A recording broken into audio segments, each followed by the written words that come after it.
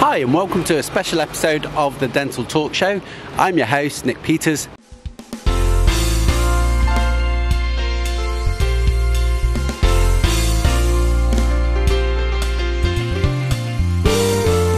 So here we are in the heart of London at Lister House, and I'm here today with Dr. Carl Manham, and I'm here with a Channel 5 crew who are filming an episode of Botched Bodies.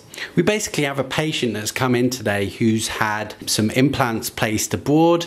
They've not been put in properly and they've started to fail because they're infected, and because of that infection there's a loss of bone around the implant. So the best thing to do in this case is to pull that implant out because it's never going to integrate however much we clean it. So we're going to place a new dental implant into the socket, and we're going to place PRGF, which is plasma rich in growth factors, around it to help grow and regenerate the tissue.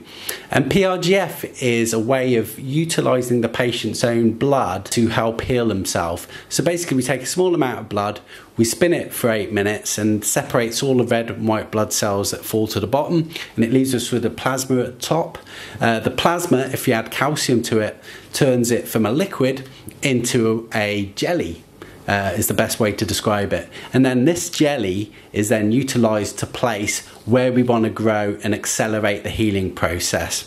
Patients find that there's also less swelling because we're not using the white blood cells, which contain the leukocytes, which are responsible for inflammatory effect. Also, there's something within the plasma itself that we've actually found that has an anti-inflammatory effect to it. So the good news to the patient is the fact they have a lot less pain, and also they get an accelerated healing process that takes place. So it's a very untraumatic technique for the patient because you don't have to do a bone graft, you don't have to do anything that's too nasty. All you need to do is take a little bit of blood, and that's basically it. So to summarise how to get a failing implant out of a patient, this is one way of doing it. You can use a BTI explantation kit, which contains a torque wrench and the various externa and interna implant extractors. Take for example this case, you've got a patient with initial stage of bone resorption. So the first thing you do is cut open a flap. You then manually insert the extractor in the implant internal thread in order to ensure its fixation. You then connect the 200 Newton centimeter counter torque wrench and turn it in a counterclockwise direction.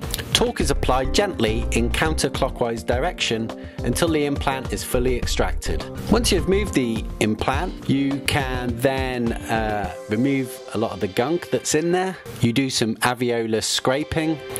You then wash the alveolus with metronidazole, and then lastly you fill the defect with as much fibrin to help regenerate the bone there, and of course run a suture through it. So there you have a simple way to extract an implant that's failing. So thanks very much for watching this week's Dental Talk Show.